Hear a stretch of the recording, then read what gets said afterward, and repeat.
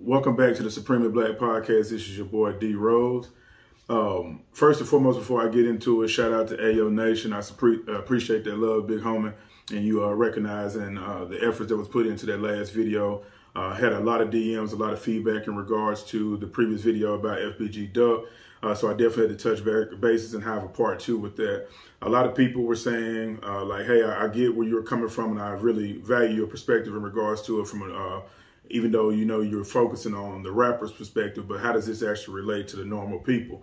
So I'm just going to give you a few thoughts on that. How does that really relate to us, and why they really had broadcast and let you all know that they're saying that YouTube documentaries or social media was a huge impact on this particular case, right? I think how this actually relates to the normal people is that we just have to all be mindful of what we put on social media, right? What's entertainment to some and to the people that you may know, you also must understand that if you are engaging in activities that you could be incriminating yourself. So I think they really just were saying with them putting that out there is that this has always been something that they've used. Now, they didn't go into harsh detail. They knew for a fact if we put this out, which they really kind of helped some people, because in my perspective, I wouldn't even have mentioned of how we cracked the case, especially since it's been so drawn out, because now they've kind of given a thought or they could point a certain way. And I still think that that's kind of smoke and mirrors, to be exact. Is like, I don't really feel that YouTube documentaries, vloggers, bloggers, anybody actually helped them lead to it. I think they had a very maybe either inside lead, or they were watching a very select few people from the start when it occurred, and then they just happened to actually come out and say that just for you all to get caught up in it, right? And so my overall thoughts was that if they actually came out and said that they used social media and YouTube documentaries to solve a case, two things that I think from that is what made them at this particular point come out and say that this is how they've been going about solving a case. What other cases were actually impacted by this? Or was this all a diversion tactic to make you not even think about that, hey, maybe these social media platforms that we're actually using is exactly what the FBI, the ATF, or anybody would actually use for normal people, people of celebrity, no matter what. And I think that that's what they're headed towards and kind of gave a hint to. So, I mean, move smart. That's basically what it is. Don't talk enough. Don't talk about anything that you're actually really doing.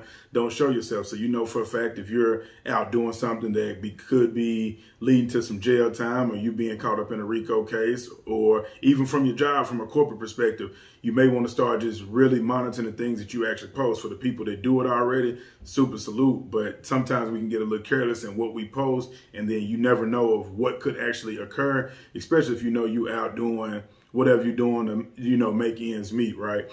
And another key thing was when they had came out in the news clipping and stated this is where they got the information from. Most people would say, what made them say it, right? I even asked myself that. I feel that this is this. If they feel as if that rappers or normal people have taunted them for so long on social media, doing whatever they want to do, going back and forth with the opposition or anybody that you're really into it, everything is on social media. You can go and find out who's doing what, how they're going about where they're at, where they just traveled to, who their girlfriend is, who their family is, right? So I think at this particular point, especially since Chicago has been an area where everybody has been focused on or looking at or using as an example to everything that's going on from hood to hood in America. Really, in reality, it's a United States thing. It's no longer just centralized in Chicago, right? But I'm just going to use this as an example since this is what is drawing the most attention. They're basically saying your time has come. It's exactly what the top chief had said when he had mentioned of how he used it. So basically what they're doing now is that since you all care so much about the rappers and their impact, we now have to take the stand to be just as cocky, just as arrogant, and just as flashy with however we're doing it, because now we're going to catch your attention. And see, now that they're grabbing rappers, and a lot of people are just indulging how the rappers move and want to point the finger and do everything else, is that now we're letting you know you've never been smarter than us. And we're no longer going to just play the back seat as if that we don't get paid to do a job. So all of those people aren't just sitting in the office hoping that, hey, we're entertained by this. Let me go look to see who's beefing here. These people get paid to do this worldwide. it's not their job to be looking through stories and laughing and, oh, let me post something up under here and get this going. They from 63rd, they from 64th, or they from the east side, they from the west side. They could care less about that. So that's really what they were doing, is that everybody has had a target on them. They need to get rid of the police in these major cities where it's a high death rate and high crime rate.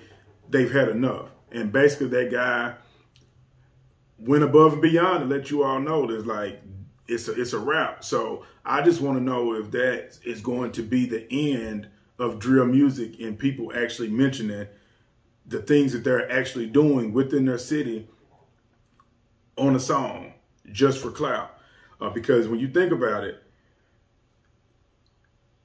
like I mentioned in the first video, none of these things would have been as easy to solve that somebody that's not even from the city, might not even be from this country, could break down who was doing what and who was beefing with who, if it wasn't for entertainment, right? So the funny part to me, and this is how I will end this and wrap this up, is that even though now we even have FBI, either the DEA, the feds, whatever you want to call them, to speak out and say that it's social media, we've become so distracted and so caught up in just that we think that the internet is just for us. Everybody is still pointing the finger at everyone else besides the individuals that were involved. It was crazy that I heard so many people say, I love the way that you broke it down. It's not like you're doing police work. That's never going to be the goal over here. It's just more or less to enlighten us, to give us a different perspective on how would you really view this if this was you that was involved.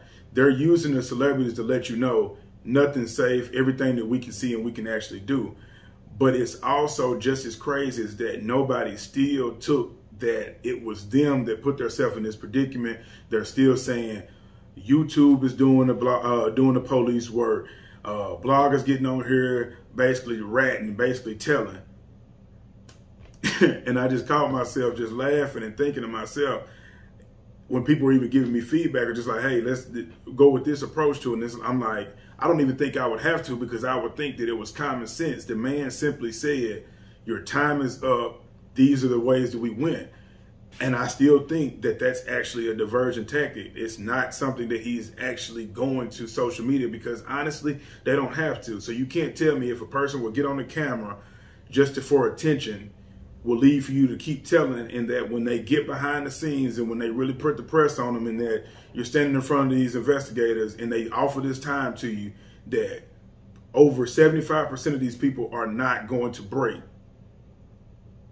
So of course they will let you know of where we're getting our resources from, because at the end of the day, nobody else controls the narrative better than they do. They have just been playing the back seat because they probably were caught off guard by themselves. Is that, are you serious? Like, everything that you are actually doing, you're recording, everybody that you're actually into it with, you put in a song, anybody that you could have potentially killed had impacted them. Anything that you're doing is on social media. So for regular people, and then they're just using the celebrity to catch our attention. I just want to know, and I want to challenge the minds out there to think, as you watch this, definitely leave a comment. I don't understand why people think that rappers are damn near immortal or anything different from us. They're using these social media apps to catch anybody doing anything that they've been wanting to do. There's not any secret to it. It doesn't take for them to go to YouTube. Just go follow your favorite rapper, your favorite person that you may think is involved with criminal activity. You tell me exactly what you're going to see on there. It's really that simple. But again, this is your boy D Rose. Make sure that you hit that like button. Make sure you definitely hit the comments. Subscribe if you're rocking with the content. I'm out. Salute.